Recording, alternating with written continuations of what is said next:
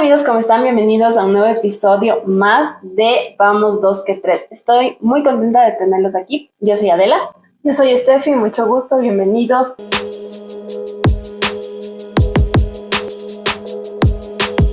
Estamos aquí con unas tacitas de café porque en nuestra ciudad hace muchísimo frío, entonces eso.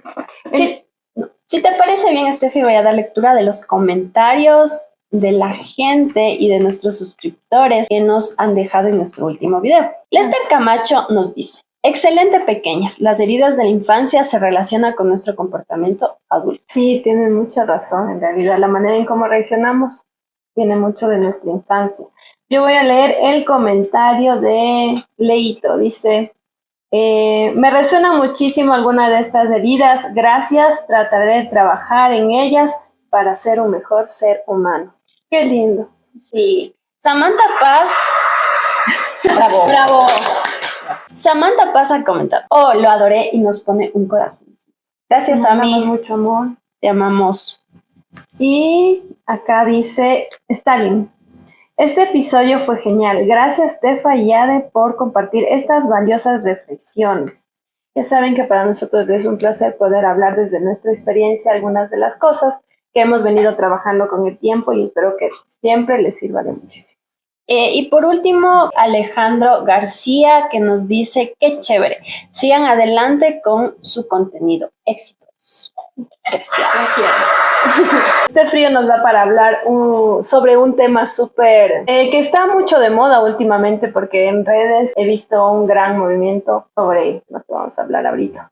Introdúcenos un poco en el tema. Bueno, empecemos. Caernos muchas veces, pasar por momentos difíciles, pasar por momentos muy difíciles en nuestra vida, depende de nosotros cómo transformar todos estos momentos. El que nos hagan daño, transformar el dolor, nos lleva a entender que todos tenemos un propósito. Levantarnos, caernos, nos enseña que somos capaces de todo. Muchas veces me he sentido humillada, destrozada, sin querer seguir, no querer ser absolutamente nada. Pero dependió de mí misma que yo siga adelante, que yo me pare, que yo continúe, que las cosas sigan fluyendo. Pero ¿qué cambió en mí? Que yo decidí seguir en vez de quedarme, enfocarme en mis metas, en mis prioridades, en todo lo que yo quería hacer. El renacer de nuevo depende de cada uno, y que salgamos adelante depende de nosotros. Construir un nuevo propósito, entregar también todo de nosotros para que eso funcione. Estamos aquí para episodio en este podcast, construyendo una hermosa comunidad, y lo que nosotros podemos darles son los aprendizajes que construimos, y para que ustedes se lleven todo lo que nosotros les brindamos. Lo mejor. Eso es lo que estamos construyendo y lo que yo he venido construyendo: transformar tu dolor en un propósito. Y para mí eso es ser resiliente. Wow, qué grandes palabras las que acabas de decir. Te felicito. Muy bien. ¡Aplausos! ¡Aplausos! ¡Aplausos! El día de hoy tenemos espectadores. Ustedes no los ven, pero nosotros sí. Entonces, bueno, me parecen unas sabias palabras las que acabas de decir. Me llenan de mucha alegría y mucho confort saber que has podido reaccionar de una manera más fuerte ante las adversidades de las que has salido, valga la redundancia, más fortalecida, ¿no? La resiliencia es un tema súper amplio. No para todos se da de la misma manera ni bajo las mismas características, conceptos. Entonces yo voy a hablarles un poquito de lo que es en general y de la manera más fácil para que todos podamos entender. ¿Ya? Espérame un ratito ahí. Entrar en contexto, también decir que la palabra resiliencia viene del latín resilio, que significa volver atrás, volver un salto, resaltar o rebotar, y que con el tiempo ha cambiado su significado para caracterizar a aquellas personas que, a pesar de nacer y vivir en situaciones de alto riesgo, de dolor profundo, de golpes, se desarrollan psicológicamente sanos y son exitosos. Muy bien.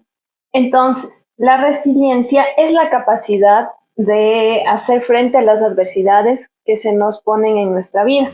Por ejemplo, es la capacidad que tenemos de transformar el dolor en una fuerza motora que nos impulse a salir más fuerte de ellas. comprendiendo y entendiendo, y esto tiene mucha relación con lo que dijiste, que nosotros somos los arquitectos de nuestra vida. Es decir, que nosotros decidimos cómo esa situación puede influir. Yo puedo decidir que esa situación me destruya o esa situación me levante y yo salga exitosa de esa situación y con un aprendizaje mucho mayor, ¿sí? También vamos a decir que para que una persona pueda ser resiliente, debe tener un entorno seguro. Dice que a pesar de que la resiliencia va evolucionando con nosotros, no todos la obtenemos de la misma manera. Entonces un bebé no va a tener la misma resiliencia que un adulto, que recién la está aprendiendo. Entonces, si es que nosotros tenemos un bebé, debemos formarlo en un entorno seguro. ¿Y quién le da ese entorno seguro? Es la madre O el padre.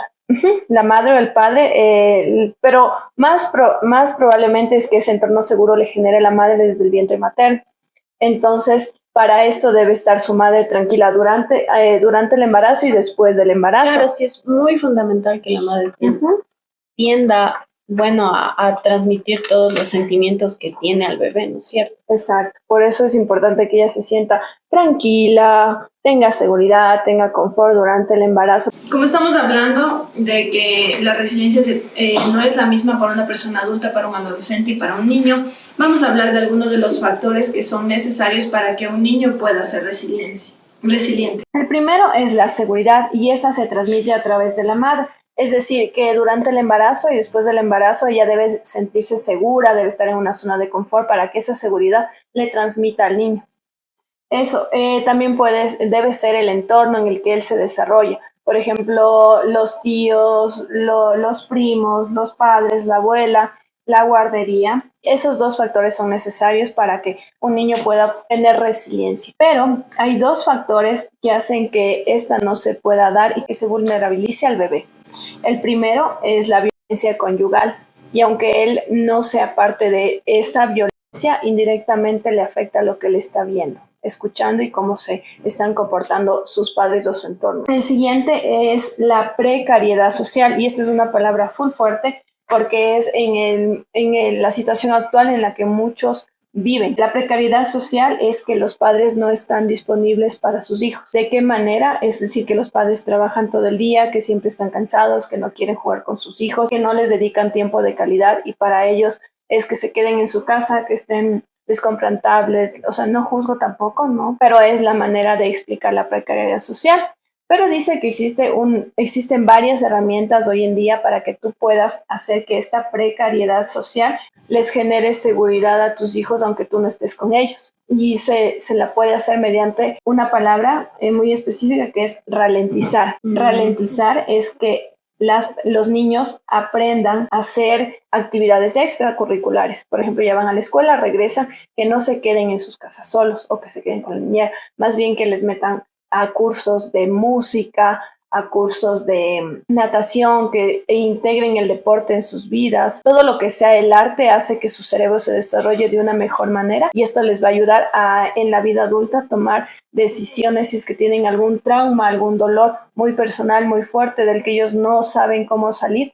Estas actividades extras les van a ayudar a ellos a generar una seguridad tan grande que cuando estén mediante este dolor o ese trauma puedan salir adelante y saquen lo mejor de ellos y cambien totalmente la situación. Ya, y también, aunque estos factores que nos mencionaste son muy importantes para que los niños puedan desarrollarse como resilientes, también es importante decir que aunque no tengan una infancia feliz, sean precarios y sea una infancia conflictiva, esto tampoco determina que no sean resilientes o que no se desarrollen psicológicamente bien o sean sanos. Claro, eso sí, porque dice que la resiliencia está con nosotros toda nuestra vida, antes de hablar, después de hablar y al crecer. También se puede decir que una persona que haya sufrido abuso sexual no necesariamente se pueda inclinar por la prostitución, o que alguien que desarrolle o tenga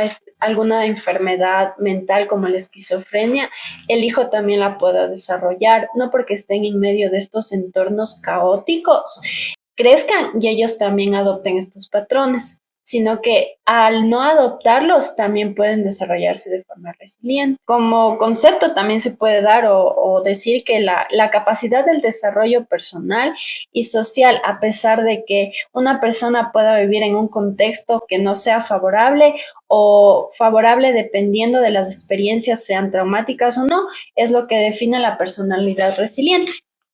¿Tú te consideras una persona resiliente? ¿Crees que recién la estás desarrollando? ¿Crees que a lo largo de tu vida has podido ser una persona resiliente? ¿O ahorita que estás en este conocimiento, en este trabajo tuyo, de ser una mejor persona, has desarrollado esto? Puedo entender que la resiliencia se desarrolla en algunos aspectos de tu vida, no necesariamente en todo, ¿no es cierto? En todas tus heridas o todo lo que tú tengas. Dependiendo del dolor, es lo que tú quieres transformar y dependiendo de eso, eso te hace, valga la redundancia, una persona resiliente. Yo creo que en algunos aspectos sí soy una persona resiliente, pero en otros aspectos no, porque, bueno, yo les voy a contar una experiencia personal. Hubo en un momento de mi vida en el que yo no estuve bien, ¿no? Mentalmente y psicológicamente y sentimentalmente. Entonces decidí alejarme de mi familia. Decidí irme a estudiar en otra ciudad, pero por todo lo que había pasado anteriormente. Entonces, cuando yo decidí huir, porque tengo la herida de la o del rechazo, y yo quise irme, no afrontar el problema. No afrontar el problema de solucionarlo y estas cosas, pero también era una chica muy joven, recién tenía mis 18 años. Llegué allá y me puse a estudiar, ¿no? Entré a la universidad y todo. Pero a las 2 semanas yo empecé a llorar y lloraba sola en mi cuarto porque yo ya no quería estar ahí, no podía sola. Dije, yo como toda adolescente, ya me voy a alejar y yo voy a vivir mi vida y voy a hacer lo que yo quiero. Claro. Pero en realidad no es así porque te cargas de responsabilidades y si eres una persona que está centrada, sabes que tienes que cumplir con tus responsabilidades y una de ellas es estudiar. Y la libertad requiere responsabilidad. Ajá, porque no puedes ir por la vida haciendo lo que tú más deseas, ¿no? A costa de otras personas. Entonces yo estaba muy triste porque soy muy apegada a ti, pues, y ya no te veía, aparte mi sobrina recién había nacido. Tenía 2 meses de nacida. Y estaba sola y yo les extrañaba y yo lloraba bastante, pero en medio de ese caos yo no tenía a quien decirles, porque para colmo no era buena haciendo amigos y no tenía con quién hablar. Después de esto, al mes hice una amiga en el prepo que me llevó hasta ahora súper bien y yo estaba con ella un día y me sentía muy mal. Y me dijo que qué me pasaba. Yo le dije, lo que pasa es que yo quiero regresarme a vivir a mi casa. Ya no quiero estar aquí. Entonces ella me dijo, entonces regrese. Yo le dije, es que no puedo hacer eso porque ¿cómo voy a dejar tirado todo? Voy a dejar tirado todo, lo que me costó llevar las cosas, el dinero que mis papás me estaban dando para ayudarme a estudiar. En general estabas como construyendo una nueva vida. Y yo dije, no puedes, que no puedo irme, y lloraba y lloraba y lloraba. Entonces, ¿qué fue lo que hice después de 3 meses que lloré todos los días y todas las noches? Claro que también mi pareja que estaba en ese tiempo, ¿no? Me ayudaba bastante porque él pasaba conmigo también, entonces también fue un apoyo para mí. Y eso es muy importante, solo bravo. Y eso es importante, lo que tú dices, que al principio tú quisiste ir y no arreglar el problema, ¿no es cierto? Pero dice que cuando tú estás frente a un trauma, frente a un dolor muy grande que no puedes soportar, es necesario que tengas un círculo de apoyo. Y ese círculo de apoyo no necesariamente tiene que ser tus mejores amigas, porque tal vez en ese momento ellas vivían aquí, tú te fuiste a Robamba. Entonces, pero siempre debes tener un apoyo, nunca debes buscar estar solo, porque mientras más solo estés, más en tu mente se agrava el problema. Y no es el problema en realidad lo que te hace sentirte así, es revivir el problema en tu mente, es revivir todas esas acciones en tu mente lo que hacen que tú te vuelvas así y te vayas cerrando más y te vayas cerrando más. Y es por eso que es importante que tú puedas tener cualquier tipo de apoyo, pero jamás quedarte solo, porque ahí puedes tomar decisiones que te lleven a cosas que tú no estabas puesta a hacer o que no pensaste al principio. Y, o sea, está súper bien todo lo que me dijiste, porque en realidad sí fue así. Obtuve apoyo y estuve con estas personas que me ayudaron. Pero al principio, Estaba perdón que te sola. interrumpa, al principio, cuando tú estabas sola, ¿cómo sentías ese problema en ti? ¿Se agravaba más? Claro, por eso te digo que hubo un tiempo en donde lloraba todos los días, porque primero es, o sea, la anécdota más chistosa que creo que toda mi vida voy a contar es que yo no sabía cocinar, no sabía hacer nada. Y, y un día quise hacer sopa de fideo, o sea, bueno, no sé cómo les digan en otros países, pero es sopita con fideo, ya. Y como yo no sabía, busqué en YouTube, pero no había como que algo concreto de cómo hacer esa sopita. Entonces, yo bueno, dije, bueno, ya he visto más o menos cómo hacen, voy a hacerla. Puse la hornilla, prendí la hornilla, puse el agua, puse los fideos, puse la cebolla y puse la zanahoria. Entonces yo, en mi inconsciente, como nunca había visto a nadie cocinar, o sí, no había parado bola, entonces yo estaba esperando que la sopa mágicamente se haga blanca. Sí. Pero en realidad había que ponerle leche para que se haga blanca. Y después de eso también me di cuenta que puse demasiado fideo y se hizo, o sea, un desbarajuste total. Ya. Se hizo un desbarajuste total que en realidad tú ponías la cuchara y se paraba. Wow. Entonces después llegó mi novio y me dijo, tienes que poner leche. Y yo como que, ay, la leche, sí es verdad, qué lógico. Y después dije, entonces dije, pues ya no, ya. Y de ahí dijo, no, vamos a comer afuera. Pero esa es una de las anécdotas que me hacían pensar en que me quería regresar a mi casa. Entonces, llegando más o menos como al punto en el que yo ya no daba más, dije, a ver, ¿qué tengo? Mis papás invirtieron bastante, me ayudaron. Yo, por mi propia cuenta, decidí venirme acá, estudiar aquí, no puedo coger ir. Entonces dije, ya, basta, se acabó. Hasta hoy voy a llorar. Lo único que tengo que hacer es concentrarme en estudiar, salir adelante, terminar la carrera y llegar o sea, a la meta. Pase lo que pase, sea lo que sea, llore, me caiga, tengo que levantarme y tengo que seguir. Entonces yo pienso que ahí yo fui resiliente porque decidí transformar el dolor del desapego que tenía tanto contigo y de mi familia.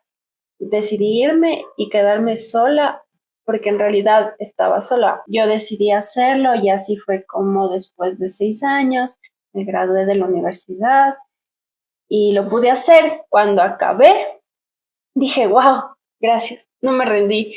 Y fue una experiencia muy buena para mí porque me ayudó bastante como que después a ser constante en mi carrera, en lo que yo quería, en esforzarme a hacer las cosas y desarrollarme.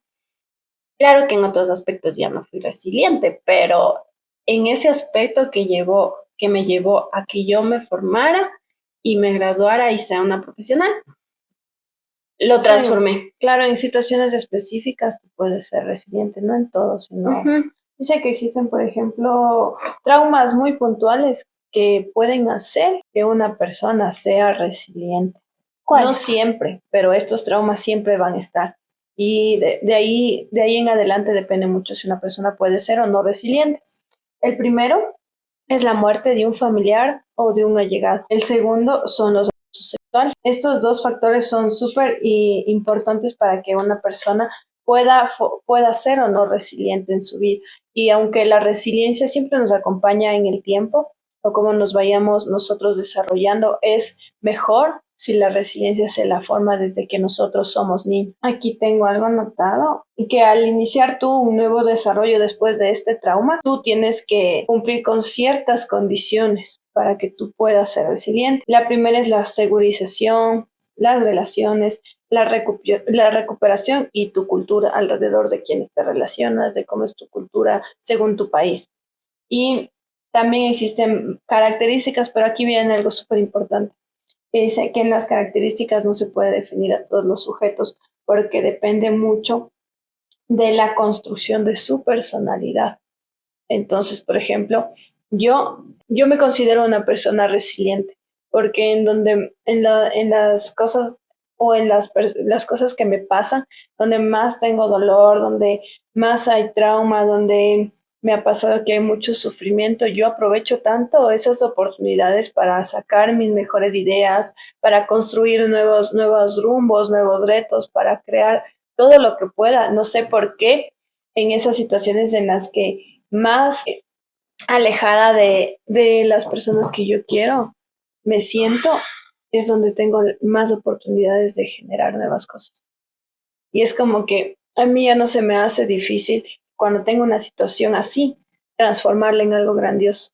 No se me hace difícil. Es más como que yo sí le doy tiempo a mi dolor, ¿no? Yo sí siento y todo, pero mientras ese dolor está en mí y lo estoy dejando sanar mediante ¿cómo te podría decir? Bueno, mientras yo dejo que ese dolor se pueda ver, también lo aprovecho y saco todo lo que tengo para dar. Y ahí es cuando, por ejemplo, el otro día me di cuenta que, o sea, sí me he sentido como que un poco triste, porque cuando ya, no sé, cuando llegas a cierta edad, no sé si a todos les pasa, pero entras en esta crisis de, ¿y ahora qué más voy a hacer con mi vida? Tengo esto, y quiero saber qué sigue. Y eso te deja una incertidumbre y muchas veces hasta te puedes llegar a deprimir y puedes sufrir mucho.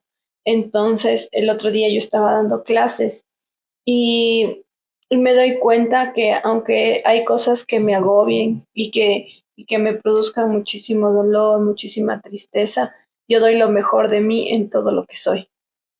Entonces, cuando estaba dando la clase, me sentí tan viva y tan llena de todo lo que estaba creando en mis alumnas, de cómo les estaba enseñando, de la manera en que estábamos transformando sus vidas, que me sentí llena y plena. Y saqué lo mejor de mí para dar, por ejemplo, esa clase. Y entonces a mí ya no me cuesta hacer eso.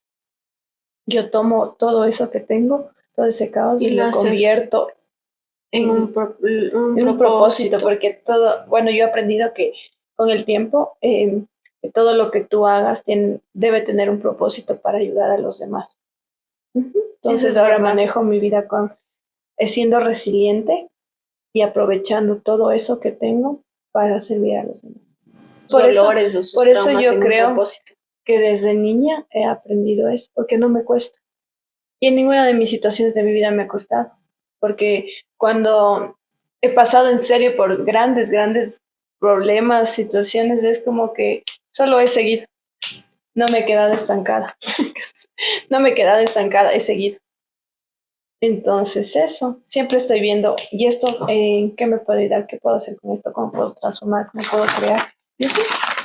¿Qué nos quieres aportar? Los 6 pasos para fortalecer la resiliencia. Wow. Estos se dan mediante, o sea, se fomentan desde la familia, la escuela, la comunidad. 3 de ellos tienen por objetivo mitigar los factores de riesgo procedentes del ambiente en el que estamos, enriquecer los vínculos prosociales, fijar metas claras y firmes en la acción educativa de las personas, enseñar habilidades para un propósito en la vida. De estos 6 pasos, el primero es el más importante y permanente, es el afecto. Claro, o sea, sí. Todo el afecto que nosotros podemos tener de que las personas nos puedan dar y que nosotros podamos dar. Parece también como imposible de pensar que cómo voy a estar dando afecto, dando, si yo no recibo, pero en realidad eso es lo que te hace resiliente, ¿no es cierto? Y que seamos optimistas, responsables, y eso nos ayuda a la autoestima. Ajá, sí, pero también a la autoeficiencia para que nosotros podamos manejarnos. También quería decir que leí en un artículo científico en donde se investigaron así algunos factores de resiliencia en los niños. En Noruega, a estos niños que son resilientes después de un trauma que hayan tenido, las personas que son resilientes, se les llama dientes de león por su similitud de crecer en lugares, en todas partes, Ya. de crecer y crecer y crecer. Soy un diente de... E incluso en los lugares más difíciles. Y en la India, en cambio, se les conoce como flores de loto o flor de loto, Ya. porque son capaces de crecer en aguas sucias. Claro. Entonces, no sé tú, público comunidad, ¿con cuál te identificas? ¿Con un diente de león o con una flor de loto? La verdad, yo me siento identificada con la flor de loto más que con el diente de león. Esto lo dijo, voy a citar, al Benestedael y la Comet en 2002. Esperemos que Esperemos que no esté mal dicho. Bueno, más o menos, es que estos apellidos están difíciles, amigos. Y bueno, yo aquí quería comentarles que yo vi un documental en el que era protagonista Boris Cyrulnik. Espero que pueda pronunciarlo Creo bien. que es esta persona que es un empezó. doctor. Sí, es un doctor Neurocientífico que salió de los campos de que concentración. huyó de los campos de concentración. Ajá. Bueno, yo estaba viendo un documental de él en el que se le hace una entrevista y él habla mucho de la resiliencia porque es uno de los que creó que creó todo el desarrollo de la resiliencia, los estudios y todo eso. Y lo que más me sorprendió de su historia era saber que cuando él tenía 6 años, una enfermera, claro, le ayudó a escapar, ¿no? Debajo del cuerpo de una persona que ya estaba muerta. Y dice que, claro, se desaparecieron sus padres, que no los volvió a ver, pero en el campo de concentración hubieron personas que lograron, bajo todas las condiciones en las que estaban viviendo, ser resilientes. ¿Por qué? Porque se clasificaba en dos grupos, ¿no? Las personas que se dejaban vencer por esta crisis y ya sabían que, o sea, permanentemente ya sabían que ellos iban a morir. Y había otras personas que esperaban que esto les iba a servir y que más allá de esto había un propósito mayor. Y que las personas que sobrevivieron y que fueron rescatadas de ese campo de concentración y que no se dejaron abatir por todas las circunstancias que estuvieron pasando, fue porque ellos quisieron sacar la mejor oportunidad de esto y la mayoría cuando salió de ahí se hicieron psicólogos, se hicieron doctores y que por ejemplo tú puedes ver la resiliencia de varias maneras y una de estas es que un niño que es reclutado para el ejército, por ejemplo, y ve cómo sus compañeros y no hay médicos cerca para poderle salvar. Dice, ¿qué quieres ser de grande? Porque habían hecho un estudio. Entonces Boris les preguntaba qué querían ser de grandes. Decían doctores. ¿Por qué? Porque voy a tener la oportunidad de salvar a las personas que están combatiendo. Es como que cuando, sí, o sea, como esa ves, es la oportunidad que tú tienes para aprovechar y transformarte. O sea, por ejemplo, digo, cuando vas al África, los niños, como ven el entorno, que hay muchos doctores que les ayudan y todo, tú le preguntas a ese niño que qué quiere ser de grande y él te dice doctor. Ajá. O sea, porque ve también que... Exacto. Es porque, más que porque en su entorno haya doctores, es porque ellos ven cómo muere un compañero, un amigo de ellos en la guerra y no hay quien le ayude, quien le salve, quien le auxilie en ese momento y por eso les da las ganas de ser doctores y de ahí se va desarrollando la resiliencia. Dentro de la resiliencia hay 4 pilares fundamentales. Uno de esos es el sentido de propósito y el futuro que le damos a nuestra vida. Otro es la autonomía, la forma en la cómo nos desarrollamos y aunque ustedes no crean, las competencias sociales que tenemos. Podemos decir que es la forma en la que se desarrollan las personas con la empatía que tenemos con los niños, o sea, con tu entorno. No importa la etapa de la vida en la que te encuentres, que ser una persona resiliente te va a ayudar a tener muchas oportunidades en el momento que estás viviendo ahora.